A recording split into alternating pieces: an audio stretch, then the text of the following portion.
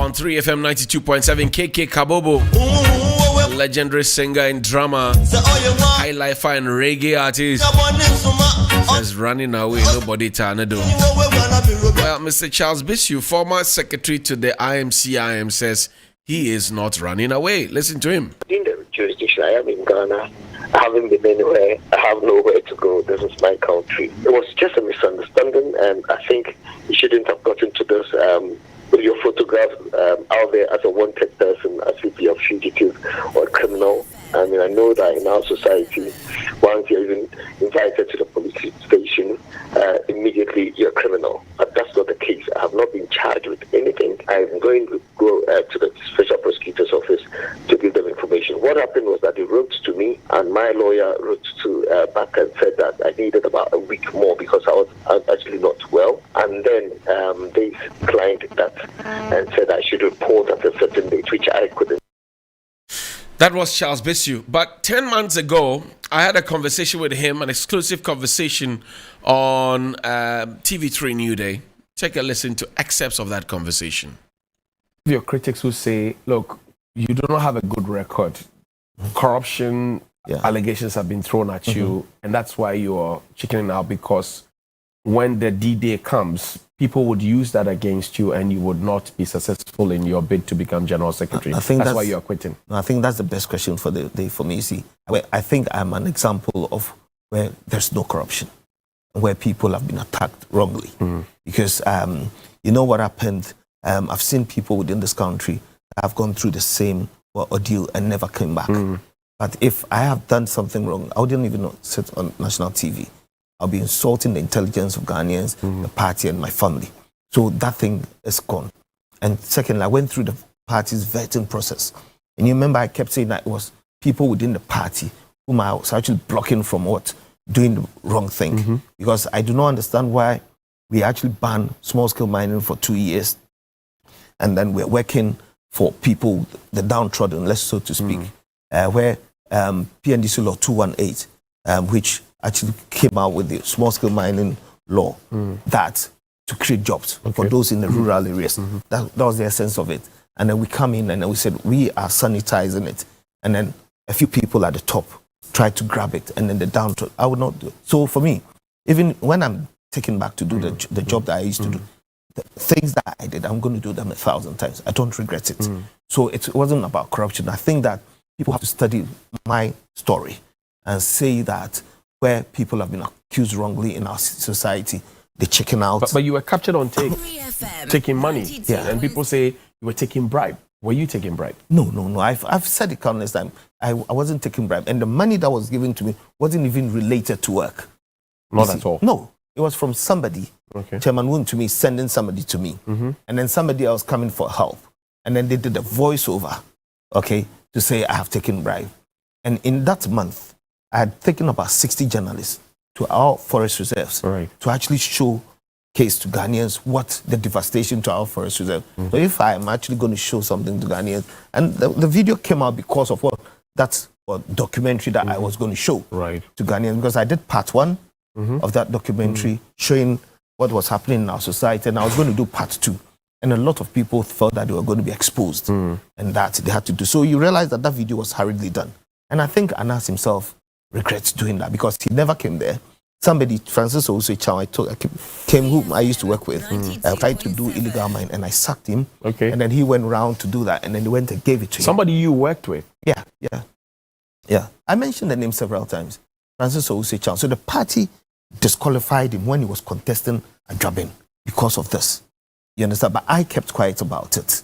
Why did you do that? Why did you keep quiet? If you keep quiet, then the lie sticks. No, because when you're given certain positions, when the good things comes, the credit comes to you. That's right. Bad things, okay. So as a leader, I thought we're going into an election at that time, and the whole system was so polarized.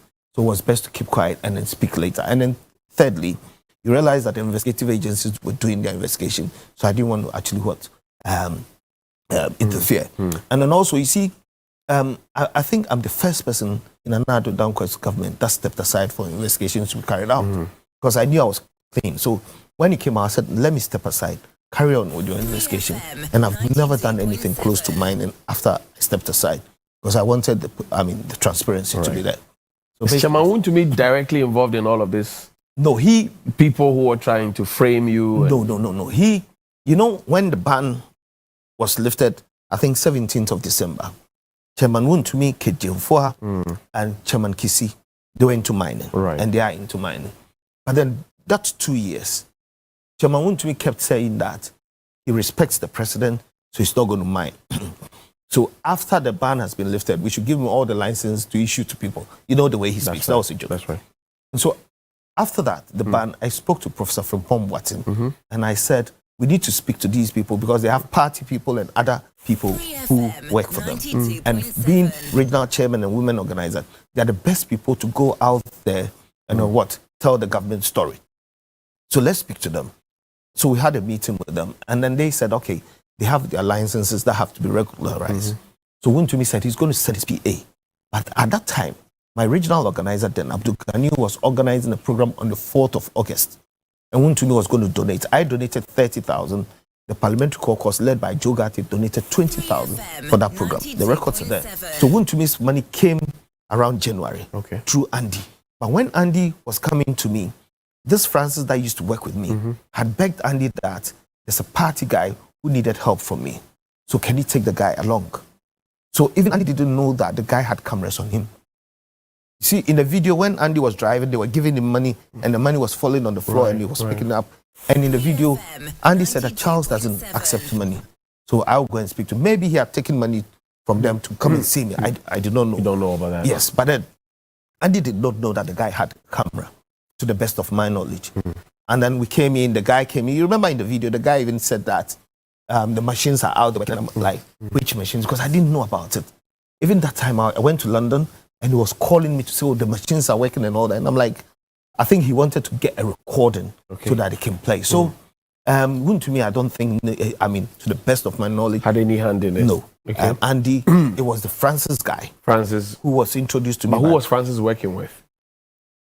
He was the one who was found inside John Square. Okay. The DML. Right. All that. Right. So, he worked that's the Francis. Yes, Francis Owusi Chow. He was the one. And then he was introduced to me by Professor Frimpong Boateng. Because when I was given the job, most of the people that I knew nobody. They were introduced to me. And like I said to you, I look at competence before the person behind it. I could have brought people that I knew.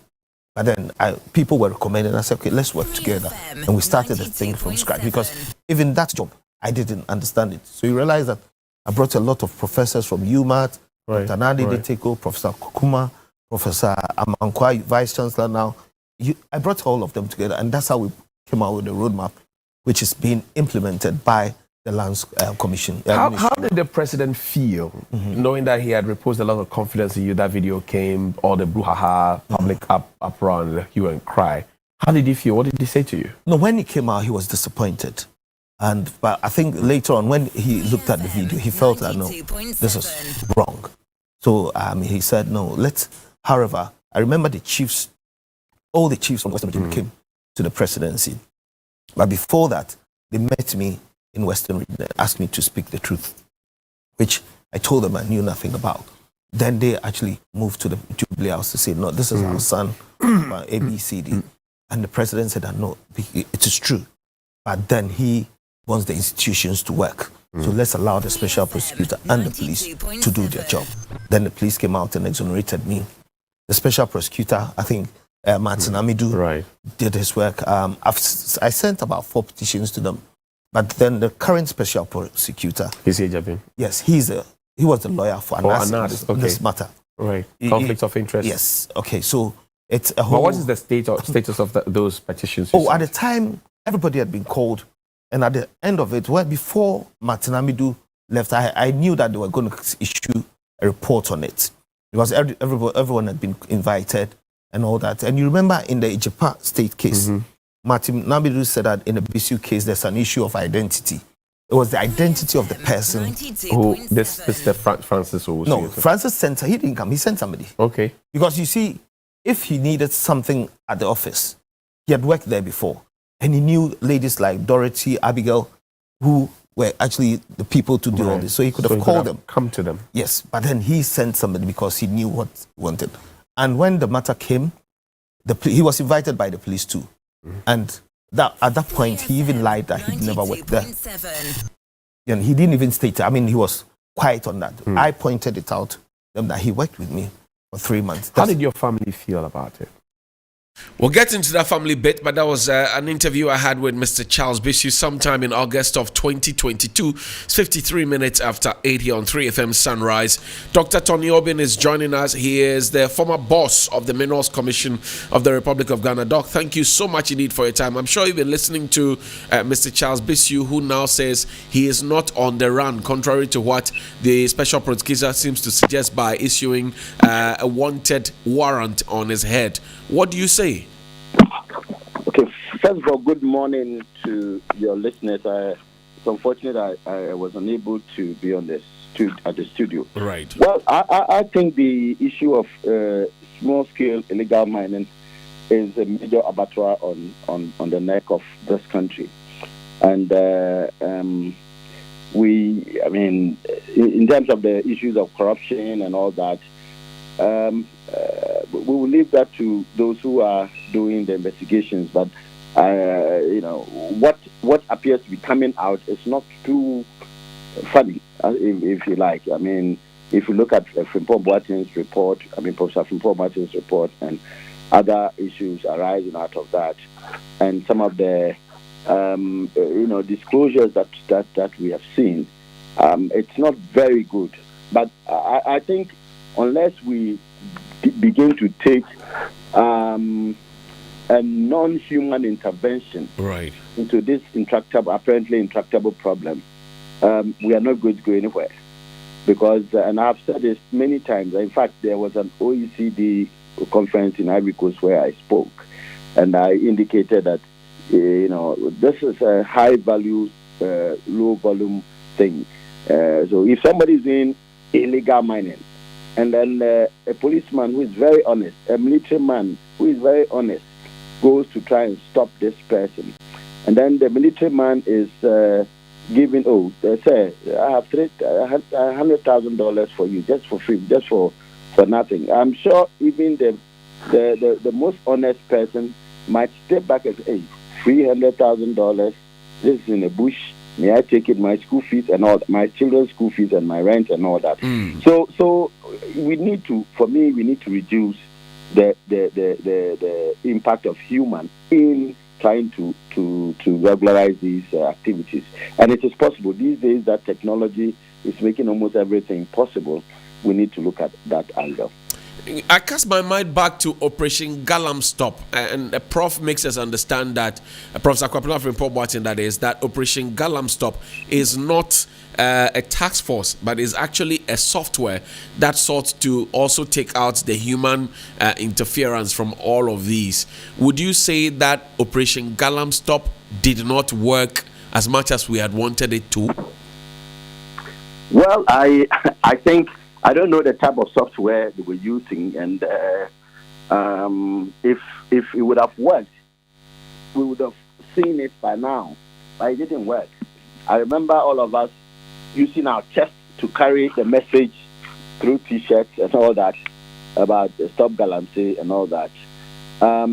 You need to have a much more robust technology to try and stem this. I think Operation Galamstop, I think that was introduced largely by the Small Scale Mining Association people themselves.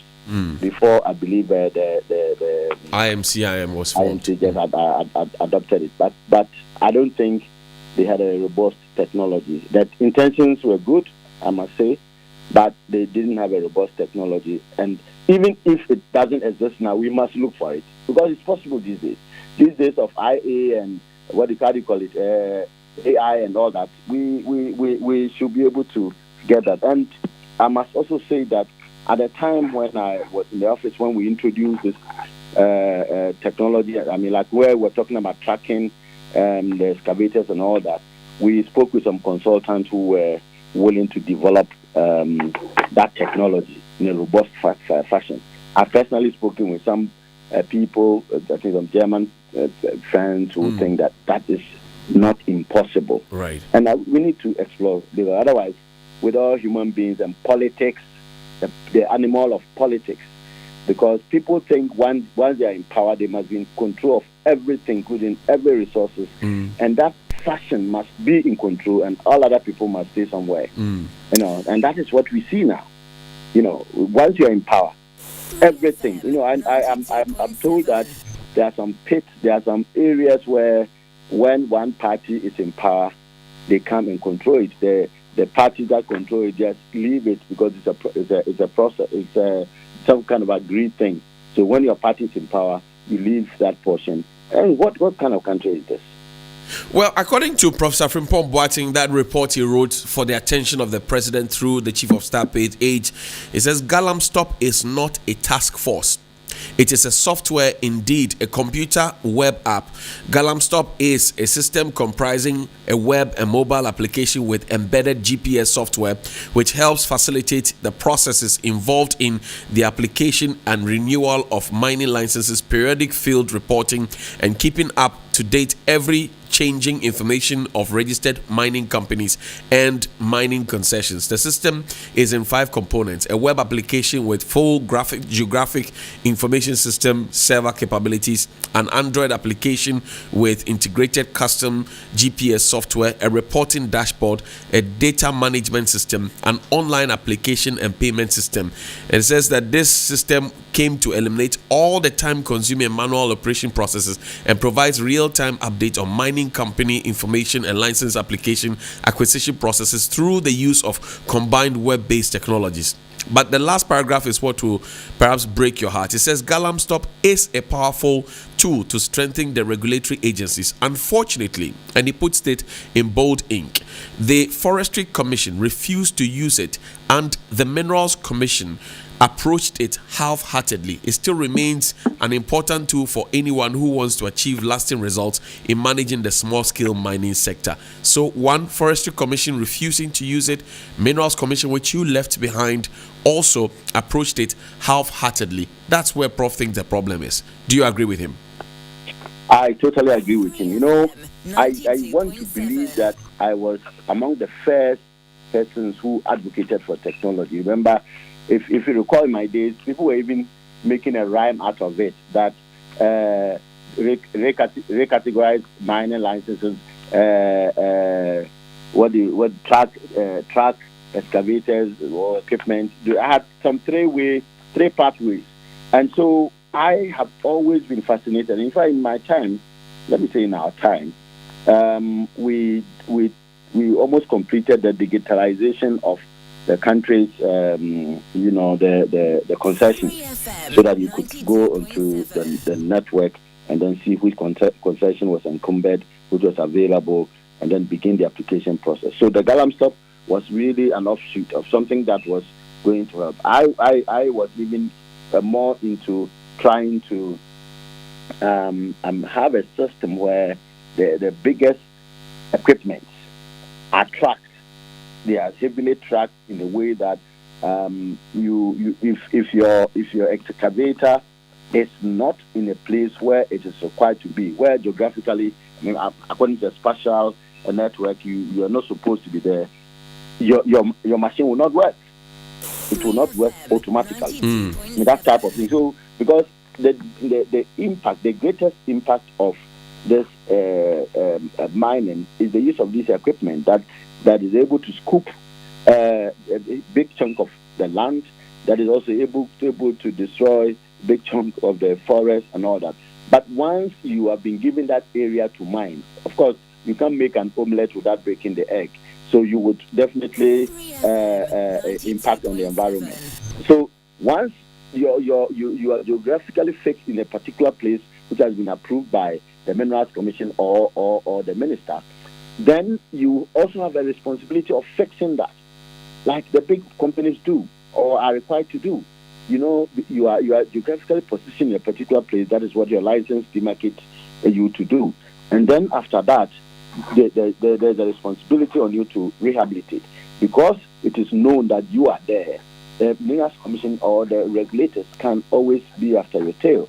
So these are some of the things that we need to collectively do. But sometimes I think that once an initiative has been started, your input, your whatever you can do is not relevant because you are not so-called in power. You are no longer a Ghanaian, sort of. So I think that is one of the challenges that we face in this country. But we need to address this issue by all means.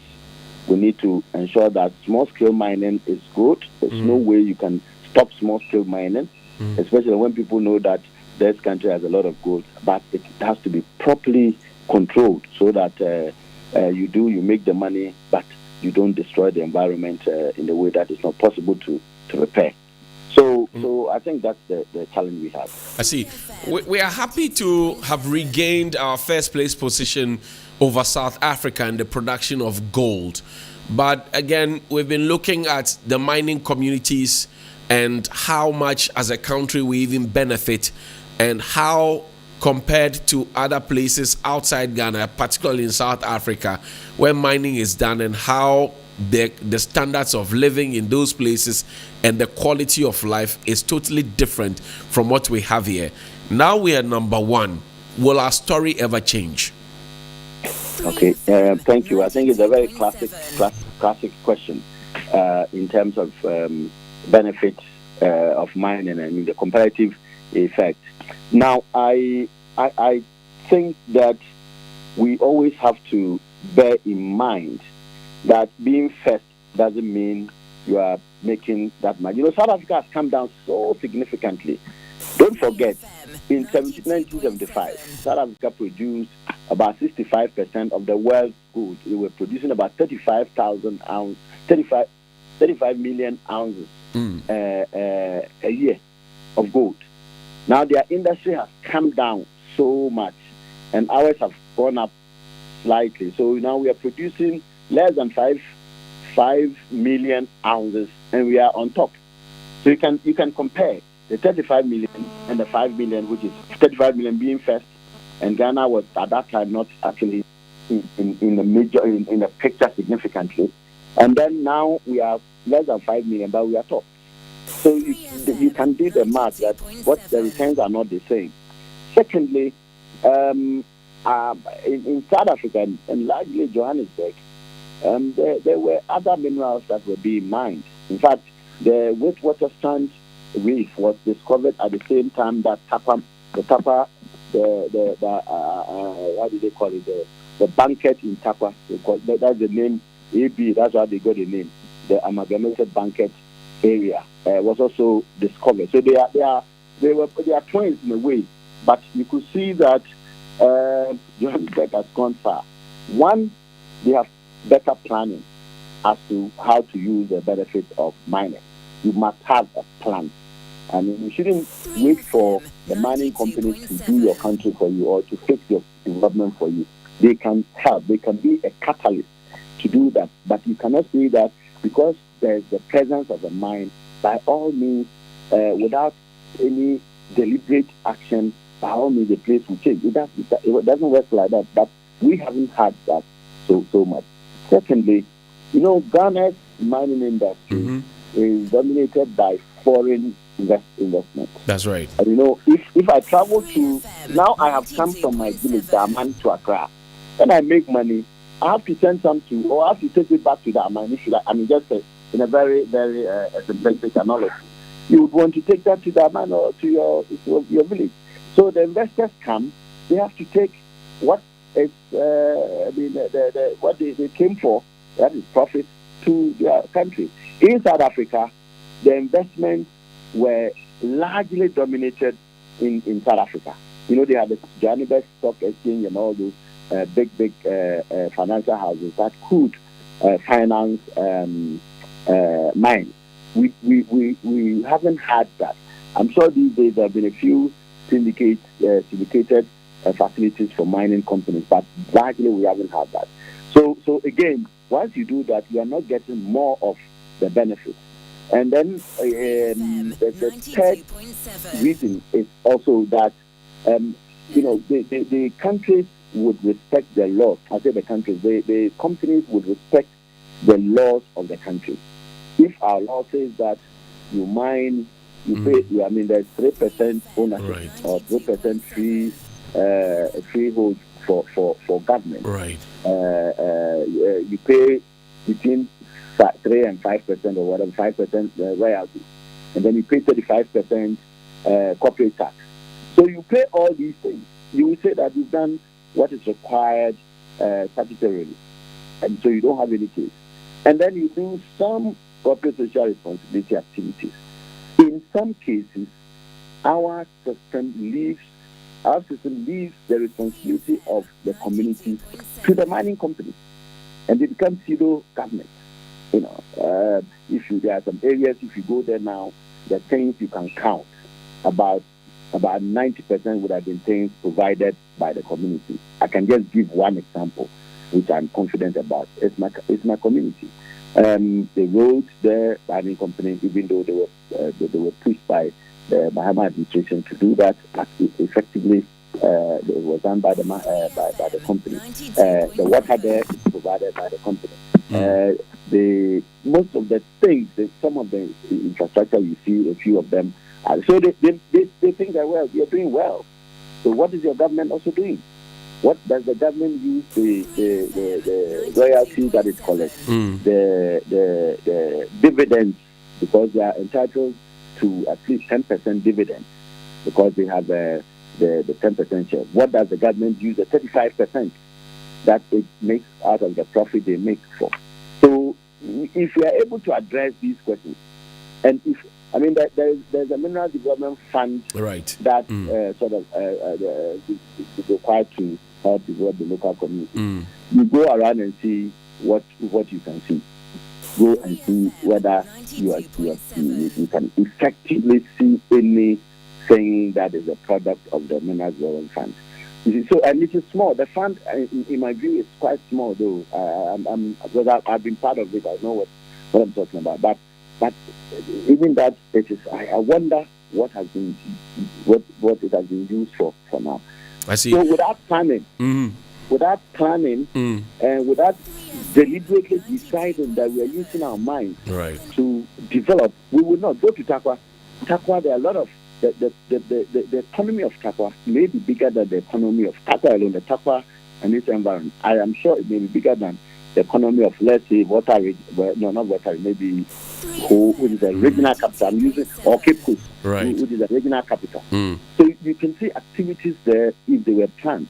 How can't we build a computer manufacturing company in Tarkwa so that the companies will buy the computers and they will serve as a replacement for mining where mining is done?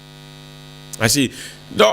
Again, I come back to the ongoing issues at the Office of the Special Prosecutor, which is a consequence of mining and the regulation of mining and what the president envisaged that the Interministerial Committee on Illegal Mining will achieve. Now, members of the Interministerial Committee are being hauled before the Special Prosecutor for corruption and corruption-related activities, the management of excavators and moving vehicles, and also gold nuggets in the specific case of Mr. Charles Bisu. But again, to what end? Will that improve the situation on the ground, really, where the mines are and people are mining illegally? Well, since this is actually an investigation is ongoing, one has to be very careful how we comment. And I must quickly add that I'm a very young lawyer, and so I can't be seen to be making statements that I'm not too confident of. But that aside, I think the law must always work. I'm surprised that if there was anything like that, it's taking a bit too long. But they say the wheels of justice grind slowly. The wheels of justice grind slowly, but it will always get there. So let's allow the law to work in that sense, and there should be fairness to everyone. You know, but the fact that someone has been invited or arrested must not mean or must not be construed to mean that he's guilty and he's committed an offense, so to speak. So I think that I believe Mr. Bisu has taken the right decision to go and then see the special prosecutor. I think it's a step in the right direction. But as to whether or not it will end the problem that we see, I think your guess is as good as mine. I'm not sure. Mr. BC has been around for some time when these allegations were made. That's right. The situation hasn't changed. So it's not his arrest today alone that will cause the situation to change. But let's see how it goes. According to Professor Kwabena Frimpong Boateng, in that report he wrote for the attention again and information of the president, all our forest reserves had been mined, especially at the time when the specific decision of cabinet to ban all forms of mining. That's one. Number two, he indicates in that report in bold ink that he had mentioned to the president in the presence of the late Sir John, who was the head of the Forestry Commission, that Sir John, is the biggest danger to our forest reserves in this country. And he said this in the presence of the president and the man who he had pointed fingers at. Well, 2-3 years on, it does appear that nothing is changing. Do you get a sense that the government is really committed to fighting galamsey and illegal mining, and by drawing the citizens into that fight and telling us to partner with them to do that? Do you get a sense that they're really serious about the fight? You want to drag me into problems, my brother. Doc, I'm a child of God. Yeah, but yes, of course. I mean, the truth is always the truth. I went to a school where their motto is truth stands. So the not a school, a hall that is the truth stands. So I cannot betray them. My personal view is that I am extremely disappointed. When most people are disappointed. I told you about all of us putting our chest to fight galamsey.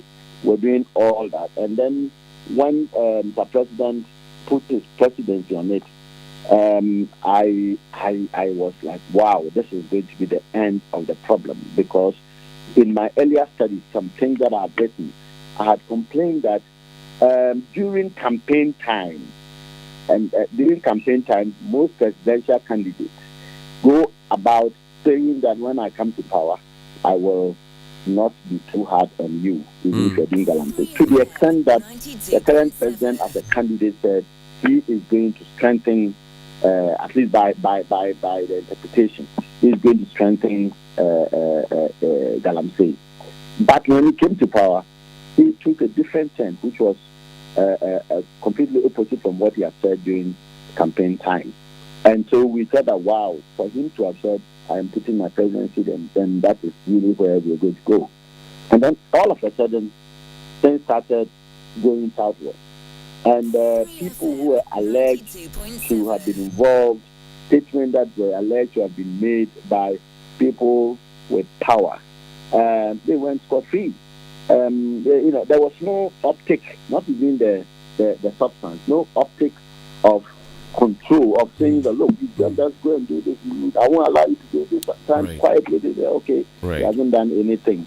So I think that the strength to fight got weakened as quickly as possible. So it sounded to some of us who were excited. I'm sure there were some media group. I've spoken with the leadership of the media group, some of the leadership of the media group who were following the Stop Galamsey thing, and now they feel that their fingers have been so badly bent, and just as all of us feel.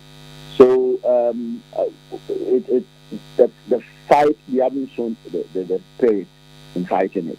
However, I would say that, well, as a country, maybe we should take the responsibility as all of us, not only the president. Of course, leadership is very important.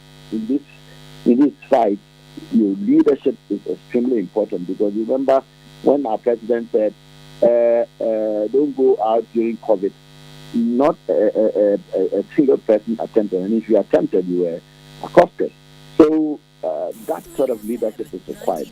Leadership with sincerity, with commitment to fight this minute, while maintaining those who are doing it correctly. I always insist that those who are doing it correctly must be made to do it, and then even those who want to do it correctly must be encouraged to do it, so that we can still make our gold, but also maintain our water bodies. And then, water bodies, mining in rivers are so illegal in our law. Right. Every document that you take about mining in mining, rivers or water bodies are not passed. In fact, even for mining, you should be about 100 meters away from the water body. So as soon as you see somebody doing on the water body, the person, you don't need to ask for his license. It's completely gone. As soon as you see a foreigner doing something in the forest mining, you don't even need to ask whether he has a license, unless, of course, he's got a large-scale license. But otherwise, small-scale mining is for many. So you can just see, and then a cost. And then if the person proves, then you can be set free. Now I ask you my final question, probably, and you called and said that, well, we all should be involved. The government seems to give us the same tone each time the conversation about galamsey and illegal mining comes up. But if you pick the 35-page report by Professor Frimpong Boateng and you compare that to what Anas Aremeyaw had done, you realize that the people who are being mentioned are either government officials, ministers of state, members of parliament, party officials, right from the top to the very bottom, influential people, including director of operations at the presidency, somebody from the office of the chief of staff, and all of that. These are powerful people. That in itself is demotivation for the citizens to tag along, because one, the people have power, two, they have influence, three, they have authority to get the licenses and to get it renewed even when mining had been banned and all of that. What can the helpless citizens really do? When I spoke about citizens, I think government can solve this problem. They've honestly, they've lost it. They've lost the moral higher ground, especially the higher ground they had has been completely dissipated. So it becomes so difficult. Anytime they speak about it, everybody goes, "You're joking." No. So that confidence is gone, completely gone. But I think it is time for the NGOs, the CSOs, to boldly, come up with something, and then once a non-governmental institution is leading, some credibility will come in. And I think the donor society, the World Bank and all those things, sometimes when these things happen, quickly they provide money, go and do studies, go and do this, is the formal one. So money is given. I think World Bank must consider looking at NGOs to try and resolve this problem. I'm talking about leadership of the non-governmental institutions. Government has proven not to be competent enough to do that by what we see now, and therefore we cannot rely for this particular purpose on government because the government has lost it.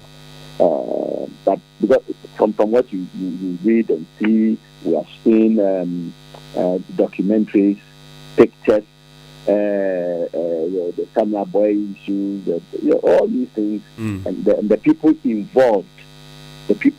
We heard about one DCE or MCE who said, "This is you have to do this. You have to look for a Chinese to do it for you," knowing that the Chinese doing it is galamsey already. And then we also heard about the statement like "party needs money." Party Nyasika. Party Nyasika. So all these things have dented the credibility of the government ability to resolve this problem. And that is why I'm calling for non-governmental. If the non-governmental is taking leadership in this way, and you have government really actually putting its support behind that, that might work, because then government will not offend its own members. Okay. Government will not offend its own members. But some people, they buy a bread party. We suffered so much for the party. What are you talking about? You don't want us to do this. We want money and those things. But now, if a group that is, known not to be aligned and want to be ruthless in what it does, and supported by government, maybe that will work. But these days in Ghana, everybody is a politician. If you were an examiner and you were rating government's fight against Galamsey on a scale of 1 to 10, what would be your score for government? Boss, why do you want me to create government? Boss. But I'm saying that I'm completely disappointed. So register your disappointment in figures, Doc. 1 to 10. Don't push me to give a 2 or 3 or something. Don't push me to give those figures. I don't want to give figures. So is it 2 or 3? I don't want to give figures. Well, let's say 3. 3 over 10. There was a mobilization of a full mobilization of conscience, mobilization of support in 2017. Seriously, was it 2017? Yes. The whole country was mobilized. CSOs, journalists. In fact, it was the press that started it. The coalition against illegal mining. I was involved at that time. I was still at the commission, and we were all excited. If you remember, when the minister actually shouted at me at the and he's my friend though at the Prisia also, when I was trying to explain something, he didn't have the patience because he wanted this thing to solve as quickly as possible. He would have actually he would have gained from some patience, a bit of the patience, but at that time his impatience was genuine. He wanted things done quickly. The thing stopped quickly, but he did not fully understand that this thing has been there for some time, and we needed a clear strategy to do it.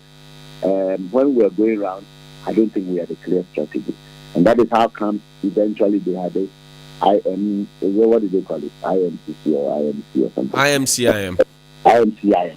And of course, I thought that was a bad move in any case. Personally, I thought that was not necessary. But of course, when you want to do something new, you want to avoid the use of the existing system. But I thought right from the get-go, could have used a different. They could have just used the Minerals Commission to do it, because the Commission really have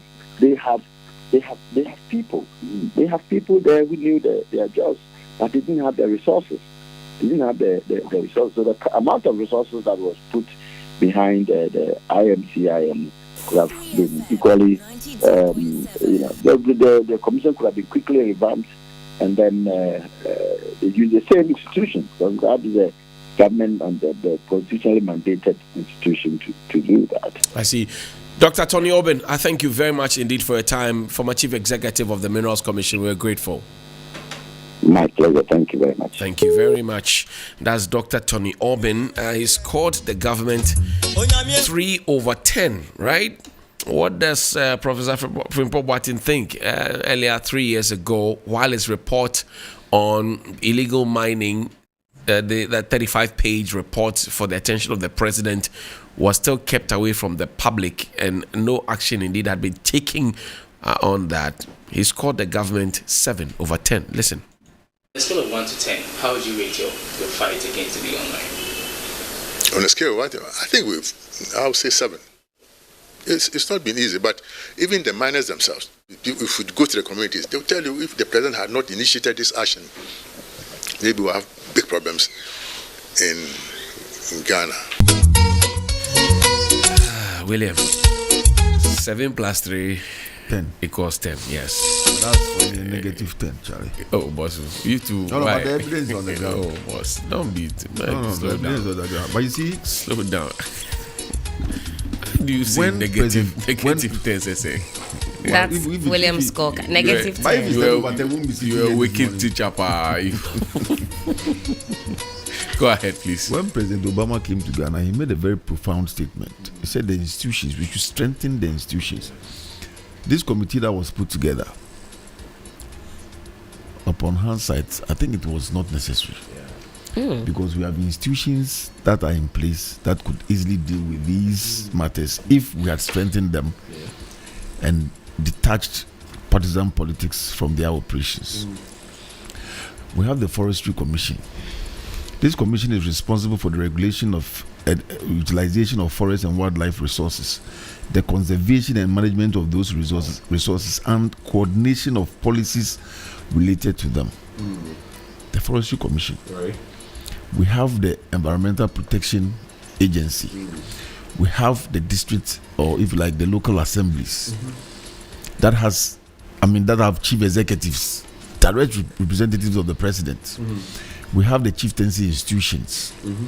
So if all these at the local level come together to say they are going to do their work, the president needn't put together a committee that will go this way, because those meetings that we were having, there was a tape that said party Hieska, and that reinforces what I'm saying.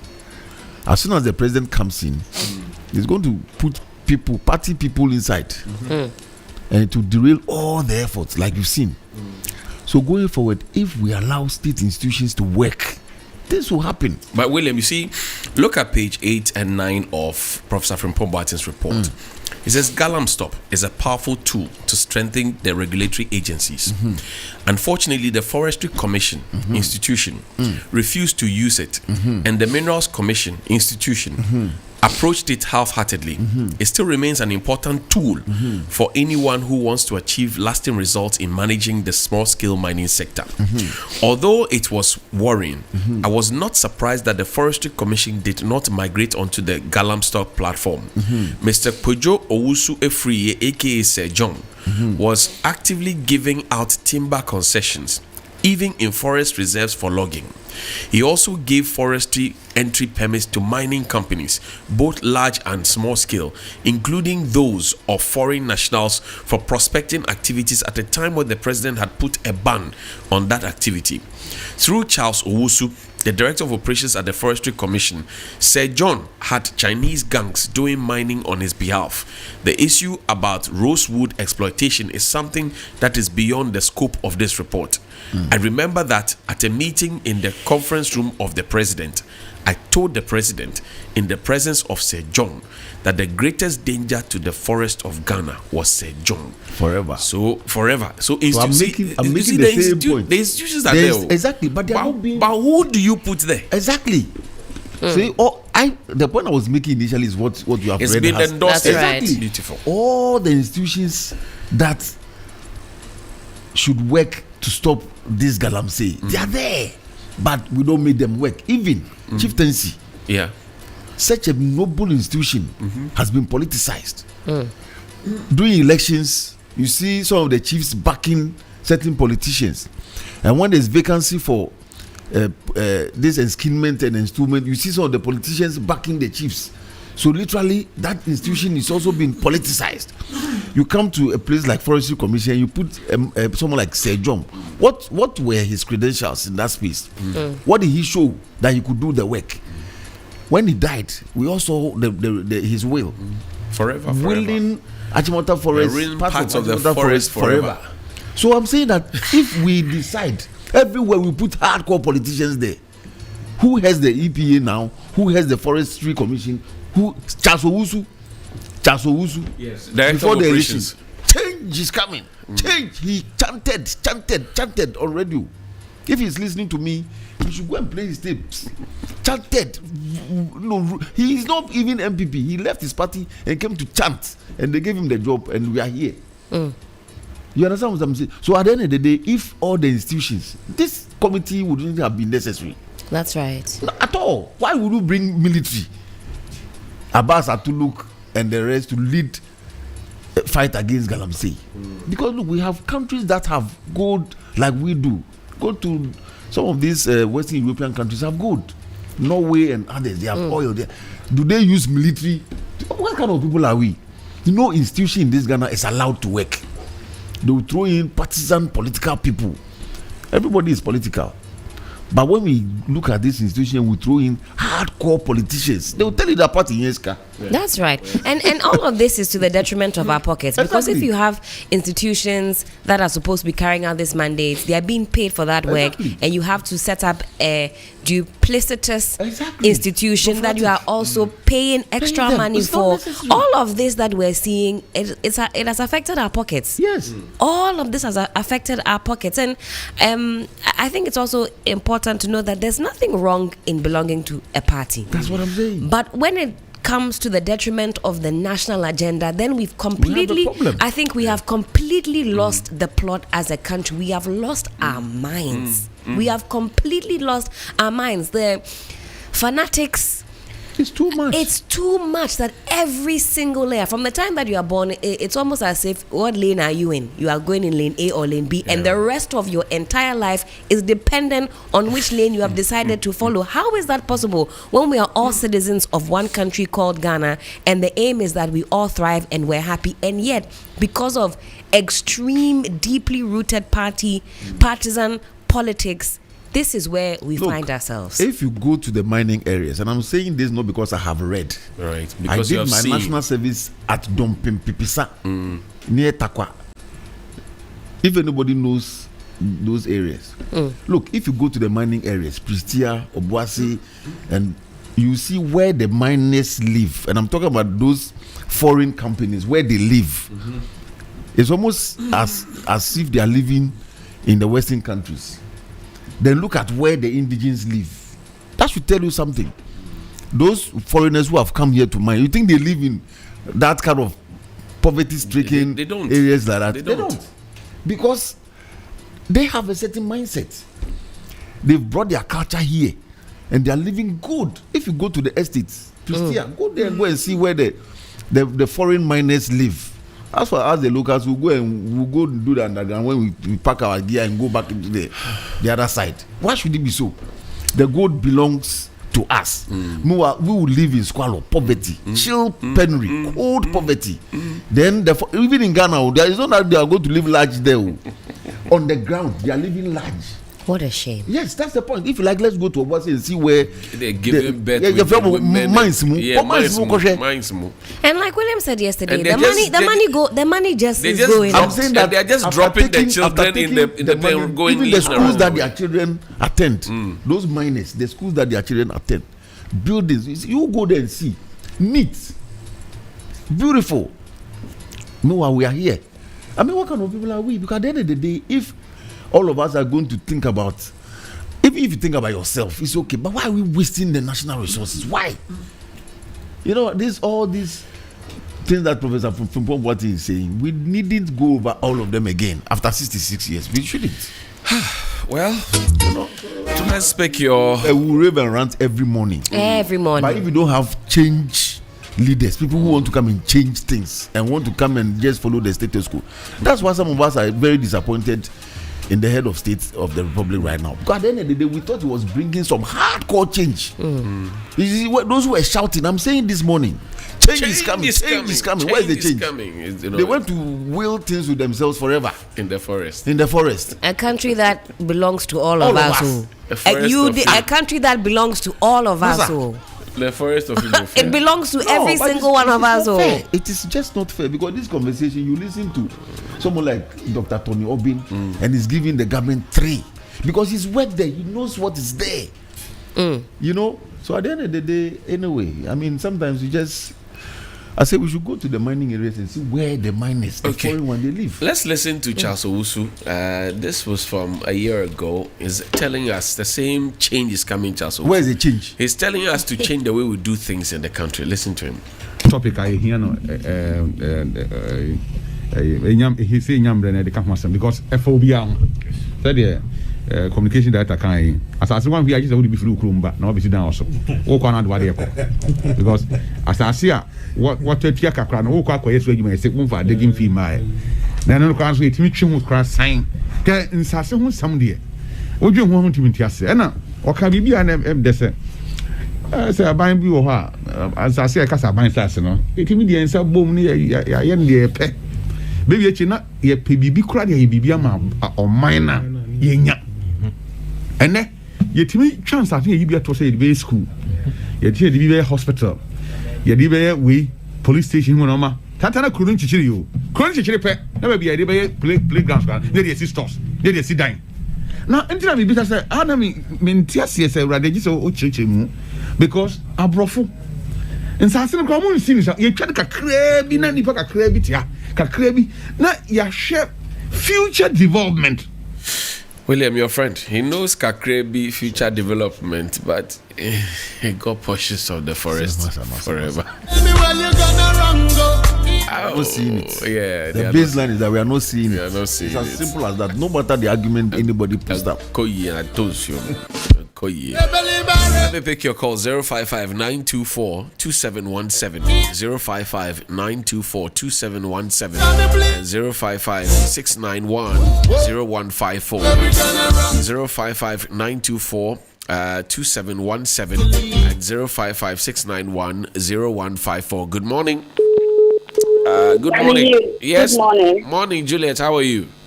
I'm not fine at all. I'm not fine. I can imagine. Johnny Hughes, in fact, we are not happy for the manner in which this government is running the country. Look, the president's objective of fighting against illegal mining has totally failed. It is this same big political may depleting our natural resources. It's not fair. God will judge them and shame unto them. Good morning. Morning. Thank you. Good morning. Okay, talk to me. Now you understand why I call the president a liability. Per your discussion, how will you conclude him? A liability or what? So allow me when I call him what? A liability. You see what you said about Charles Owusu? He said now he's a reverend. He had the guts to say all this in the days of opposition. His uncle became a chief executive of the forest, and he was given what? A PR. You see, he was even having all the forest. Meanwhile, had the guts to sit on radio station and said what he said. Wherever he found himself, may he bow in shame, because now we have seen all the liability people in this country. When they are in power, they talk.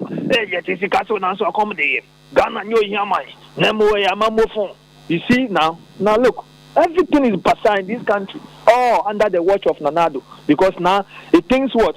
Now he won't beg for vote. He knows the tactics of rigging, but we are telling him he should stand with 2024 boot to boot. Good morning. Morning. Good morning. Good morning. Yes, sir. My name is. I can hardly hear you. There's noise behind you. I think your radio is on. Can you hear me now? I can hear you. Yes. So I'm calling from Accra. Okay. What's your name, sir? Yes, my name is Kwame. Kwame, talk to me, sir. Yes. I know now Ghana we have only 3 journalists. One is you and CTFM, Kweku, Bernard Kokuavle. And then what's the other one? Anyway, then we come to my issue. So your bite now, the minute has been cut off. Why? Why is it like that? Your minute now is supposed to be 10 minutes. I monitor all the time. You don't even say your last word and it has been cut off. Why? I've not checked. I'll check and get back to you, please. Yes, at least you need to expand the minutes more. It's very, very important. Now, my issue has to do with Paul Adomoche. So there's nobody in Ghana here that can put some sense into that. Excuse my language. Slow down. Into Paul Adomoche, because it's becoming unbecoming. I mean, everything you want to defend, it's becoming unbecoming. Why? We live in a country where everybody can just get up and come on social media and then try to defend undefendable. But those are his views. Those are his opinions. No, that is not an opinion. You of all people should know that's not an opinion. Yes, they have given you a presidential job for the boys, so concentrate on that and do. I mean, it's very, very bad. Look at the hardship we are going through. That's what we are going through, Johnny. Thank you. Sometimes I wish we can have the mic on the street so that you know what exactly people are going through. Good morning. Good morning. Sunrise will be in your community shortly. Good morning. Good morning, my brother. Yes, sir. Pastor, how are you? Dewale. Good morning. I'm doing good, by the grace. Talk to me. Please try to come early to Aplaku community. Because their road network is nothing to write to. That's just by the way. Okay. You see, my brother, thank you, and I salute the entire crew in the studio. Upon all this that we are now leading in gold production or gold mining in the world, what is the benefit to the very indigenous people? Just as one of your colleagues said it. You go to the very community, the segregation is too far, beyond imagination, but we are living in the same country. And look at our percentage, less than 5%. But what happened in the 70s, in the days of General Champon? 55%. No wonder this man never went to Ireland. But today, we claim we are this, we are that. We are still wallowing in poverty. We are not putting the right measures, not using the institutions. In fact, when this gallant stop came about, you remember on this network, I said, I never believed the military can fight it. It rather end up swelling their reputation. And we all saw how they nearly ruined them, which could have not been a professional military attitude. At the point where they were even taking bribes, which I think was just to cover up. But look at what is happening. Thank you for this expose. Have a pleasant day. Grateful. Thank you very much. Fatah, assalamu alaikum. Wa alaikum salam. Kaula. Diso. Talk to me. Charlie, the country is now miserable. It's not miserable. I think I watch your TV3 this morning, and they were asking those who are interested if we should raise up those who are interested to go to abroad. And I'm saying that, look, I was trying to call, but the line was very busy. If they bring low belt, going to US or any other country, I am ready to mount. I'm telling you, this country is nothing it's nothing again. Take your time. You cannot, even when you have 100 Ghana cedis. Charlie, I am not doing Okada. The 100 Ghana cedis is not sustaining me and my 3 kids. It's not easy. What kind of country is this at all? These are very expensive. Master, just go and buy carbolic soap. That small soap, 7 Ghana cedis. 6 Ghana cedis. Wow! You buy just 2 days. The thing is finished. What kind of life is it? What kind of country are we living? I don't get it. You came that Ghana was yet discussing no comedy. You came. What are you showing to us? Why? So this man, why is heartless? Go punish this man. Hey. Good morning. Assalamu alaikum. Wa alaikum salam wa barakatuh. Happy birthday boy. Thank you. What song do you want to hear? So Abiam can play it for you after you're done. I think I would like to hear from what is the name? The name has just escaped me. Sing a line of the song. Let's hear you, birthday boy. I mean Cheku Usuban. Cheku Usuban. By the lake Tony Wedu. Cheku Usuban. Okay, all right. I hear you. Thank you. I'm getting ready. Let's hear you go, Sammy. Thank you very much. Let's give thanks to God. I think a fight against government, Johnny. The president has already told us that he nearly lost the election to the fight of he nearly cost him the election to the fight of Galamsey. Telling us clearly that he's no more interested in fighting Galamsey.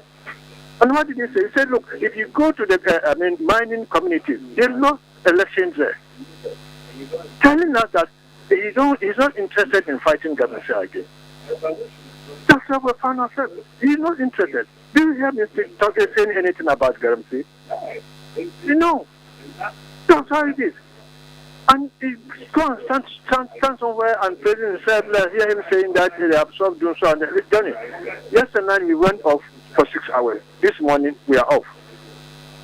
And what is happening? Nobody is telling us anything. And you go and stand somewhere, praising yourself. We are hungry. Johnny, if you have somebody at the tertiary level, Master, every week, not less than 400 Ghana cedis. You send it every week. 400 Ghana cedis. How can you? In a month, how much is that? And our children, extra classes.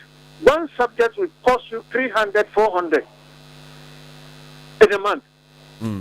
What is happening in this country? All state-owned agencies are collapsing. If you talk about GIHO and others, so many of them are collapsing.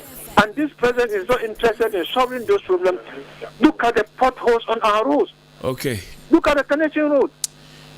And you are not interested in solving these problems. All what you are telling you hand over power to the. You will see. Come 2024. Ghanaians are waiting for them. Thank you. Have a blessed morning. Thank you very much. Good morning. Hello. Good morning.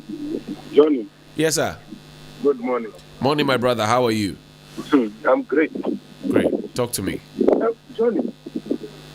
In fact, we don't even know what to say anymore. That's why we are not saying anything. Because as for the youth, we are now hopeless. Because when the leaders are sharing the cake with among their family members, what do you expect? Look at our education system. How can someone be to pass through this kind of system and become a good leader tomorrow? Okay. How?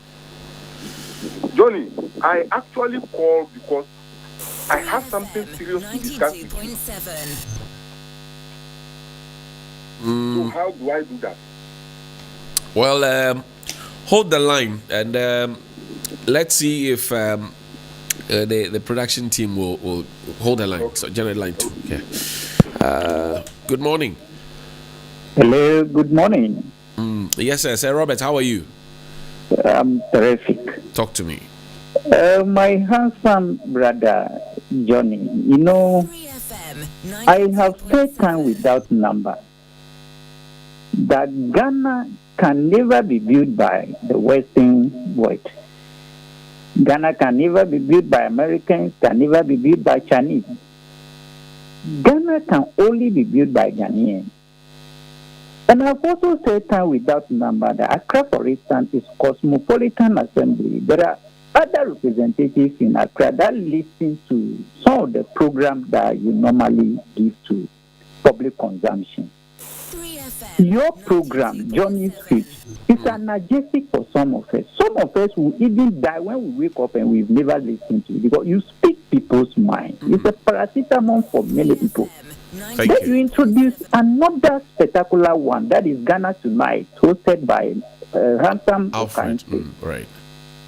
Everybody listen. I don't know. Some of you should research. Many people listen. When you go to, Metro TV, Dr. Abe's program, Good Morning Ghana, many people, do monitor that program. One of the gentlemen called and spoke about this, for me, I thought he's a comedian.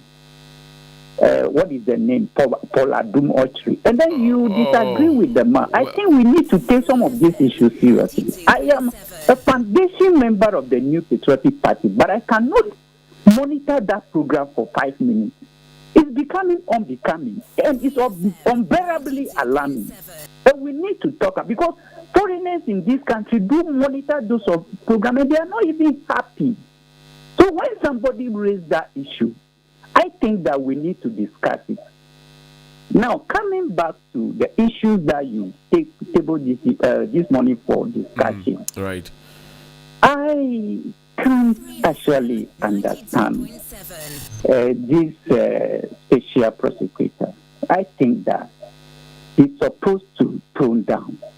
He has even labeled himself as a conscious of the nation. Even above the president, I think that simplicity is the way to go. I love people who are very simplistic, affable, and listen to people. I am not against anybody at all who engage in corruption in my own political party. I want a situation whereby they can deal with them because I myself, I am not happy. NDC engaged in corruption. We talk about that, not knowing that was analog corruption. Now NPP is practicing digital corruption. I will not be happy because when they stole the money, I couldn't benefit, so I can't defend anybody. But as a special prosecutor, I know for the fact that you have a methodology of doing your job, and it's by law. Follow that methodology. At the end of the day, people will appreciate you. But when you want to go with this kind of Rambo style, you end up tarnishing your image and reputation. This guy has been granting interview. Why do you label him wanted? You label somebody wanted when the person is hiding. Does he even want to arrest this guy and you couldn't get him? Please, he should tone down so that some of us can support him. Thank you very much. Thank you, Robert. He says the MPP is practicing digital corruption. Good morning. Hi, good morning. Yes, sir, Onapo. Good morning. How are you? I'm good. How are you too? I'm greater than Accra. Talk to me. Great. Johnny, please don't feel uncomfortable when people talk about some of these journalists, and especially Paul Admotre.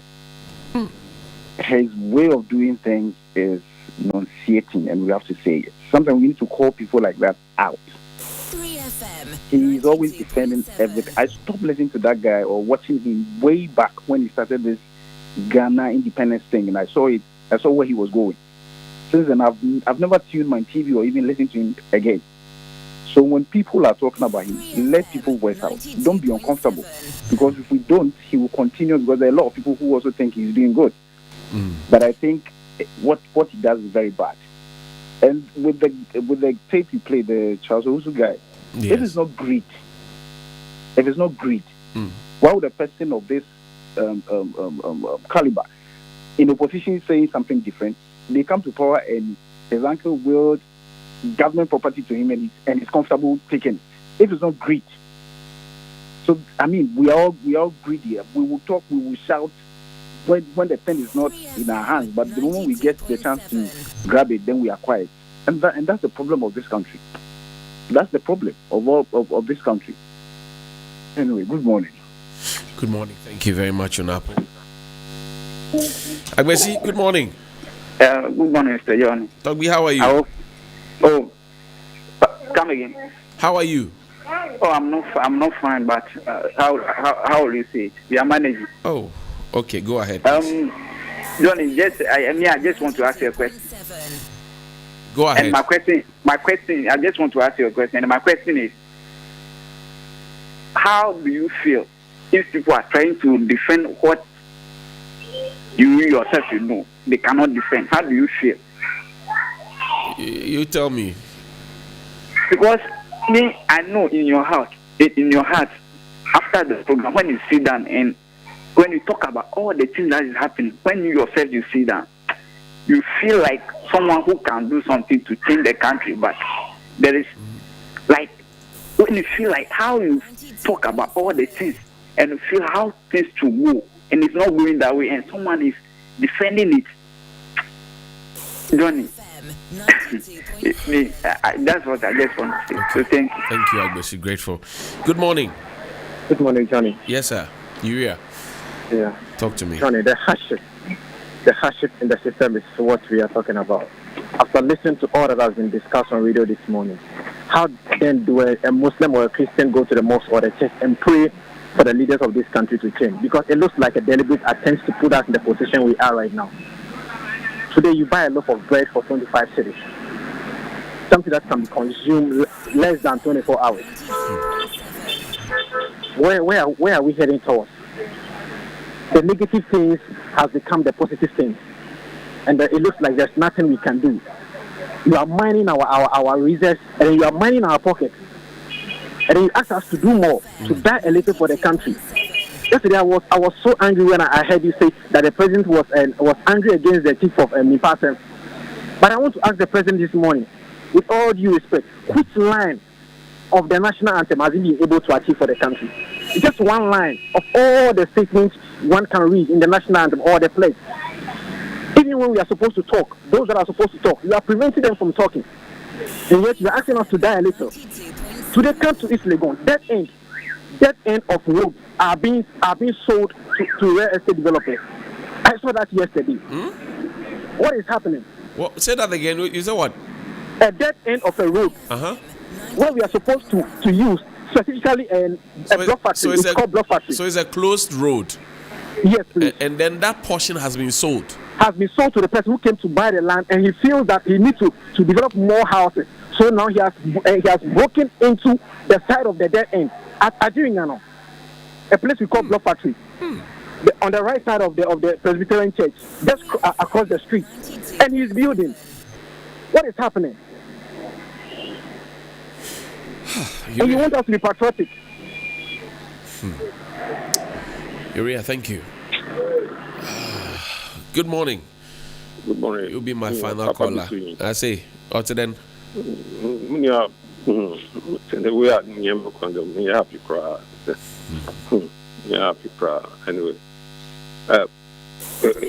you fear that the Ghana is what? First, it's now first in production. What do you call it? Gold. Yes. Gold in Africa. And what has it benefited us? What does it show?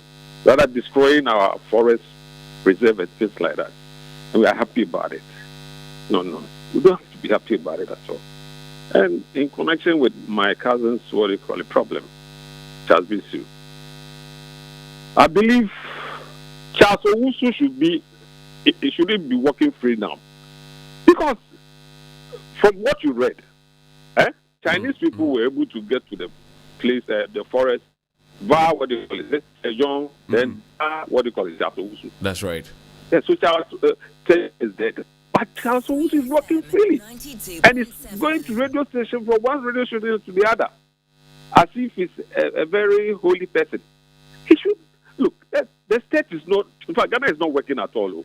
And they are trying to, see my cousin, Charles Bisu, as someone that, to be frank, not because he's a family member, but I believe the name Bisu means, what do you call it, Obi Siwa, so those people who are trying to bring him down, that's Obi Siwa, that's our what do you call it, our grandfather's name, Bisu. All right. Very rich man, a very successful person.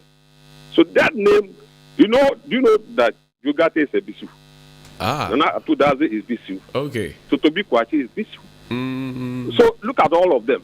Nothing like corruption has been tagged against them. So Charles too, though you are in a different party, but I believe that you come out clean. Okay, Papa, thank you. I'm grateful. Grateful indeed. We have to go.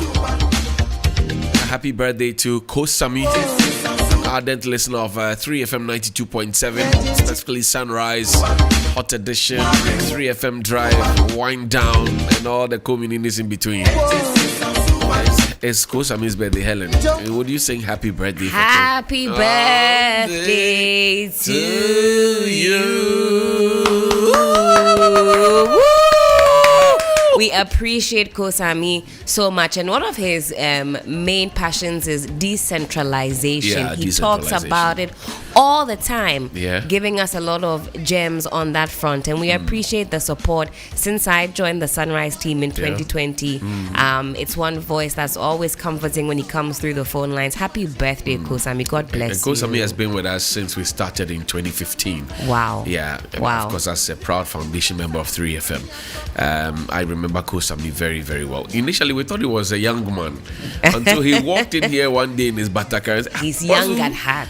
Young at you heart. grow like that. 70-year-old man. Aging gracefully, strong. Yeah. So, young at heart. Now he's more than 70. Happy birthday to Kosami. Live long and.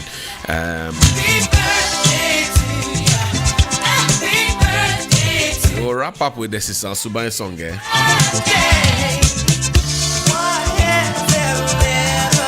If it's your birthday as well, happy birthday to you. A belated one to Mr. Gershon Aklasu of the Passport Office. William, we have to go 30 seconds for you, for Helen as well. What do you say? Well, I think that everybody in any position, official position, should be listening to the people on the streets. It's not looking good. All of us should just back up. It's just not looking good. Do something. Yeah. Helen? I agree. I've had a very subdued morning. I just don't have the energy to share. Underwhelming. What else is there to say, Johnny? Sometimes I sit there and I think,